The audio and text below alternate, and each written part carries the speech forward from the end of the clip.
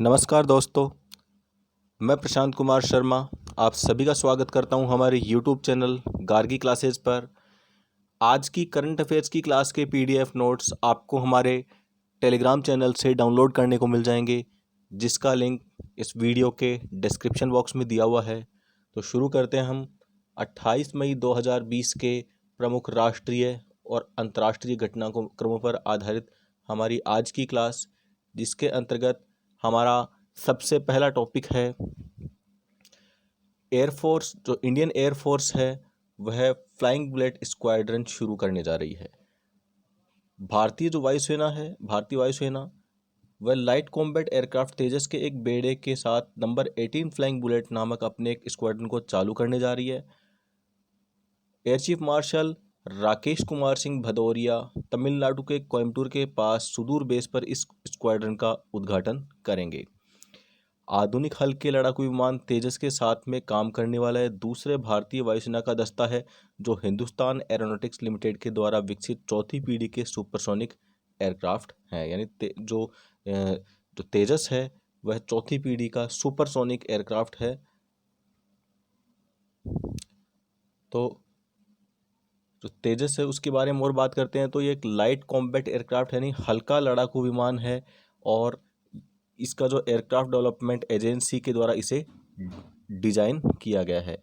Aircraft development agency जो है वो डीआरडीओ के तहत कार्य करने वाली एक संस्था है, और इसका जो निर्माण है वह हिंदुस्तान एरोनॉटिक्स लिमिटेड यानी HAL के द्वारा किया गया है, और यह भारतीय वायुसेना के लिए अति महत्वपूर्ण है। ध्यान देने की बात है कि 1962 के अंदर जो भारत चीन युद्ध हुआ था उस दौरान भारत के पास पर्याप्त फाइटर प्लेन्स नहीं थे।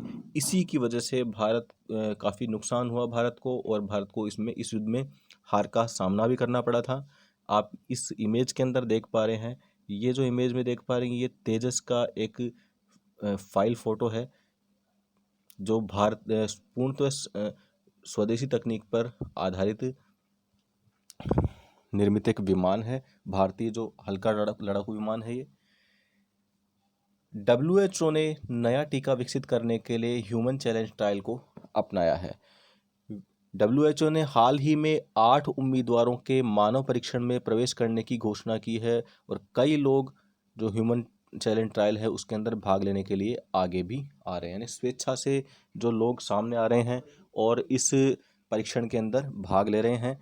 अब ह्यूमन चैलेंज ट्रायल क्या है इसके बारे में बात करते हैं। ये जो परीक्षण है इसमें वॉलंटियर्स यानी जो स्वेच्छा से आने वाले जो लोग हैं उन्हें कोविड-19 वायरस के साथ संक्रमित किया जाता है। अर्थात यहाँ पर हम बात कर रहे हैं कि कोविड-19 का जो वायरस है वो उनके बॉडी में इंजेक्ट किया जाता है, और ये जो टीका है विकास की प्रक्रिया को गति देने के लिए किया जाता है। इस टीके का जो विकास है वो किस प्रकार होगा, देखिए वैक्सीन का जो विकास है वो नैदानिक परीक्षणों के 3 चरणों के माध्यम से किया जाता है, और इसे विकसित होने के अंदर कई सालों का मतलब काफ़ी लंबा समय लगता है। इसके अंदर 3 स्टेप होते हैं, जिसके अंदर पहले स्टेप के दौरान इसमें जो लोगों के छोटे समूह को वैक्सीन दिया जाता है।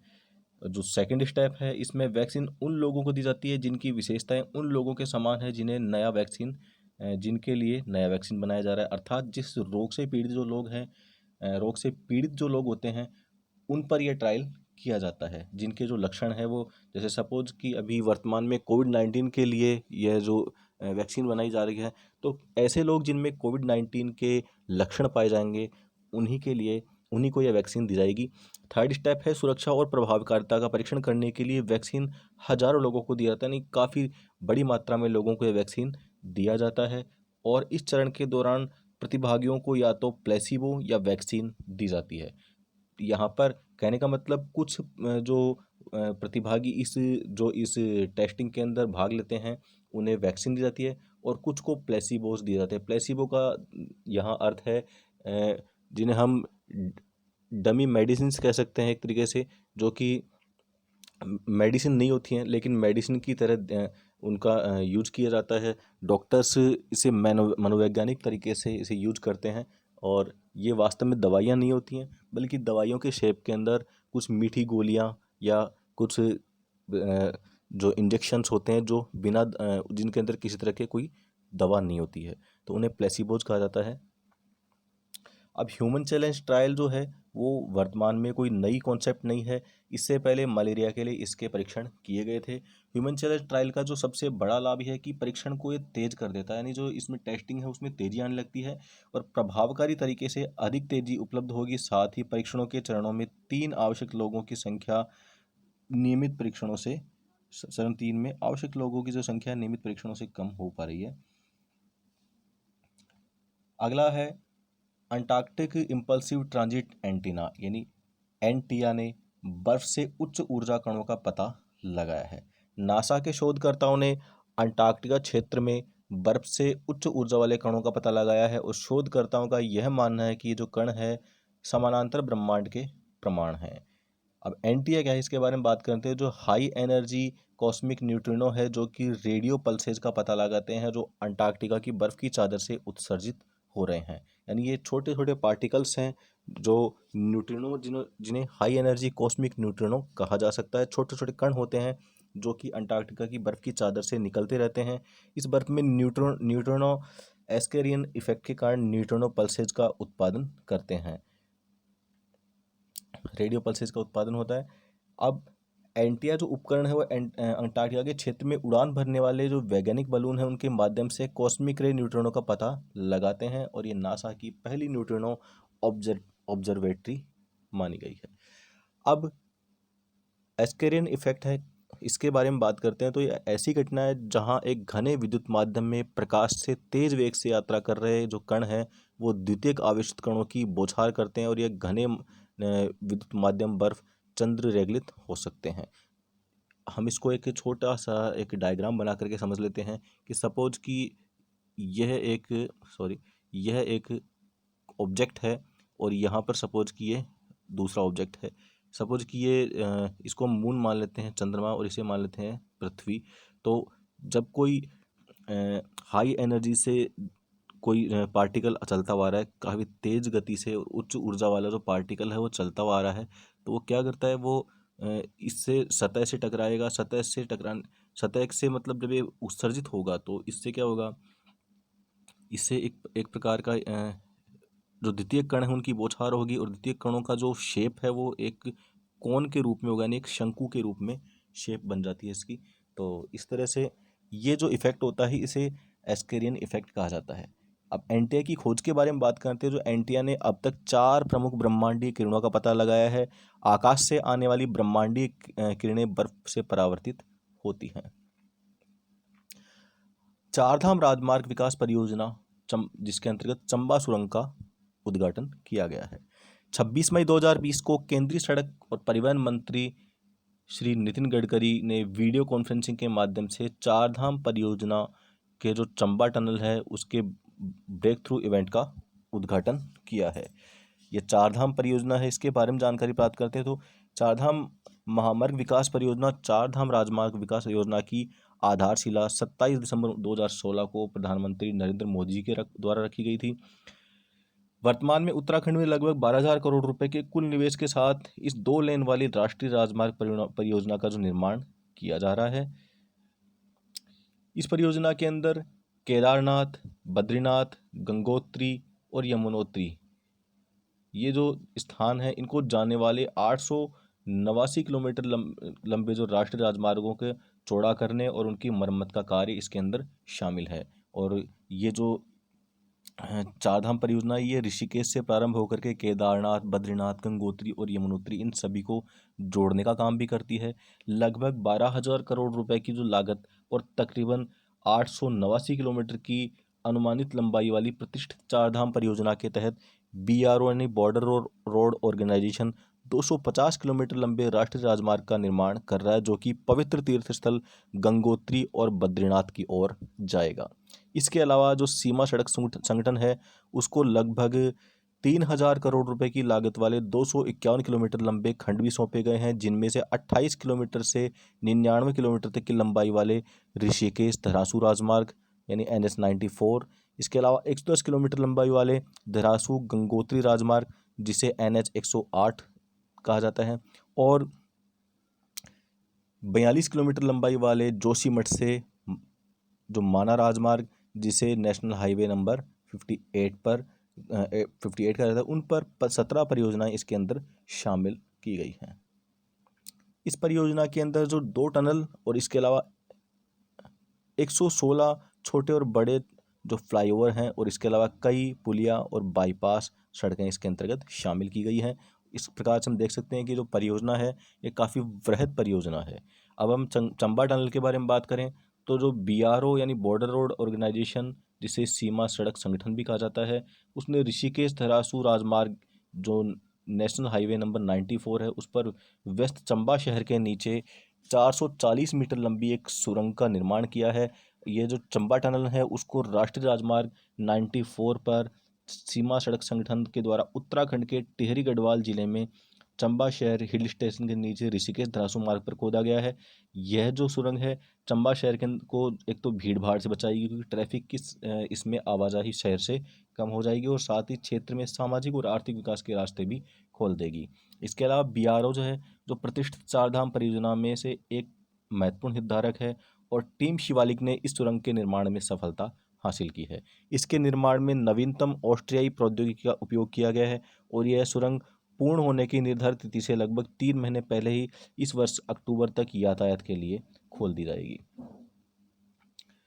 जैव विविधता संरक्षण इंटर्नशिप कार्यक्रम 22 मई 2020 को केंद्रीय पर्यावरण, वन और जलवायु परिवर्तन मंत्रालय ने जैव विविधता के संरक्षण के लिए जैव विविधता संरक्षण इंटर्नशिप शुरू की है।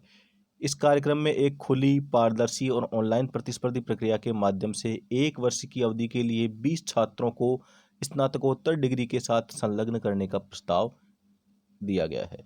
इस कार्यक्रम में राष्ट्रीय जैव विविधता प्राधिकरण जो है वह UNDP, और इसके अलावा जो UNDP है दोनों एक नोडल एजेंसी के रूप में शामिल हैं।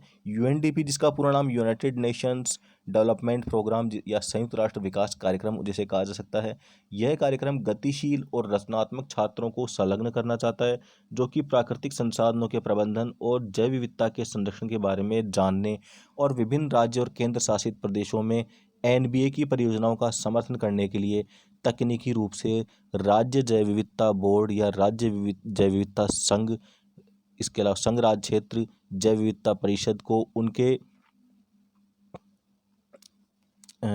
अधिदेशों के निर्वहन में सहायता प्रदान करने के इच्छुक हैं।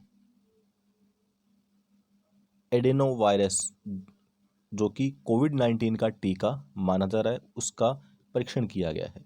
एडेनो वायरस कोविड-19 के जो टीके का पहले चरण का परीक्षण सुरक्षित है और इसे वायरस के खिलाफ प्रतिरक्षा प्रतिक्रिया उत्पन्न करने में सक्षम पाया गया है, अर्थात यह अब एंटीबॉडीज़ का निर्माण करने में सक्षम हो गया है। ध्यान देने की बात है कि इसका सेकंड स्टेप का जो परीक्षण है एक रैंडम, डबल ब्लाइंड और प्लेसिबो नियंत्रण परीक्षण होगा। प्लेसिबो के बारे में हमने अभी कुछ पिछले ही टॉपिक्स में हमने देखा है। प्लेसिबो को हमने समझा है, जो कि जैसे बताया आपको एक डमी मेडिसिन के रूप में इसे माना जा सकता है।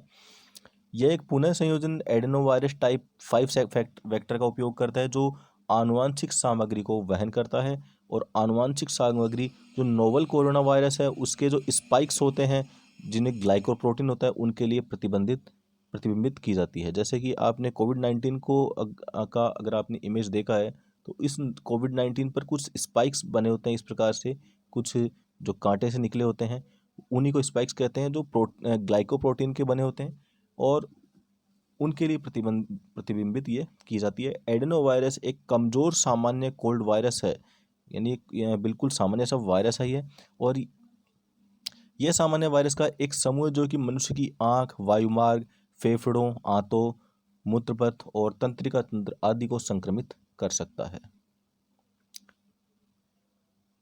अब हम बात करते हैं क्रिसिल की एक रिपोर्ट के बारे में, जिसके माध्यम से बताया जा रहा है, जिसमें कहा गया है कि भारत के अंदर जो स्वतंत्रता के बाद में सबसे गंभीर आर्थिक मंदी छाई है। क्रेडिट रेटिंग एजेंसी जो क्रिसिल है उसने 26 मई 2020 को यह कहा है कि भारत अब तक की सबसे खराब मंदी की स्थिति का सामना कर रहा है। क्रिसिल के अनुसार स्वतंत्रता के बाद में यह चौथी और उदारीकरण के बाद में पहली मंदी है, जो कि सबसे भीषण मानी जा रही है।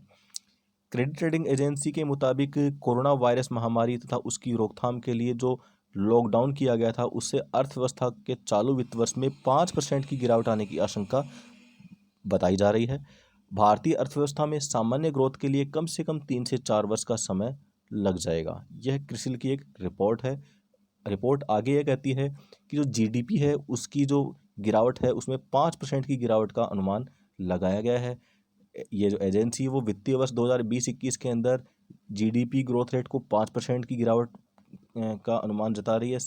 इससे पहले यही जो एजेंसी है क्रिसिल, वह इस ग्रोथ रेट को 3.5% से घटा करके 1.8% रहने का अनुमान लगा रही थी, लेकिन अब इसे उसने 5% और अधिक गिरा दिया है।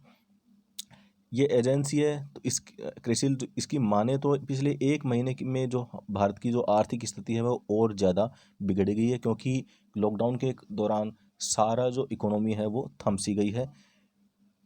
स्वतंत्रता के बाद में जो भारत में 3 बार मंदियां आई हैं और उनके बारे में बात करें तो पिछले 69 जो ईयर्स हैं उनमें वर्ष 1958, वर्ष 1966 और वर्ष 1980 के अंदर मंदी आई। हालांकि जो तीनों मंदियां जो आई थी उनका एक ही कारण था और वह थी मानसून का साथ नहीं देना, नहीं मानसून ठीक नहीं रहा, इस वजह से ये मंदियां आई थी।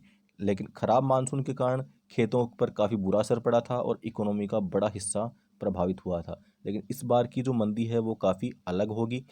इससे सबसे पहली बात तो टूरिज्म सेक्टर का सबसे बुरा हाल हुआ है, क्योंकि जो पर्यटन जो क्षेत्र है उसमें लॉकडाउन की वजह से हर तरह की जो फ्लाइट्स हैं, इसके अलावा रेलवेज, बसें, सारे जो यातायात के साधन हैं उन्हें बंद कर दिया गया है।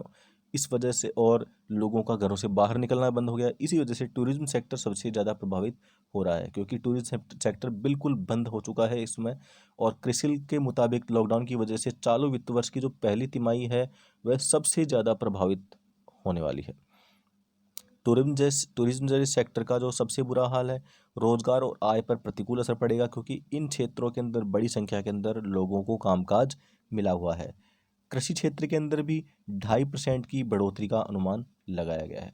अब यहाँ हम देख रहे हैं कि ओवरऑल भारत के अंदर जो इकोनॉमी है वो मंदी की ओर बढ़ रही है, लेकिन कृषि क्षेत्र के अंदर 2.5% की बढ़ोतरी का अनुमान है, जो एक पॉजिटिव संकेत कहा जा सकता है। क्रिसिल ने यह कहा है कि चालू वित्त वर्ष के दौरान 2020-21 में मंदी कुछ अलग तरीके से अपना इम्पैक्ट डालने वाली है, क्योंकि इस बार जो कृषि है उसके मोर्चे पर राहत है, क्योंकि यह अनुमान लगाया गया है कि इस बार का जो मानसून है वो सामान्य रहेगा और अच्छी बारिश करेगा। अब इसी वजह से कृषि क्षेत्र का जो है बढ़ोतरी का अनुमान लगाया जा रहा है, जबकि अन्य जो क्षेत्र हैं उनके अंदर गिरावट दर्ज की जा रही है। इकोनॉमी के लिए एक अच्छी खबर है और यही एक ऐसी खबर है जो कि उसके लिए पॉजिटिव मानी जा सकती है।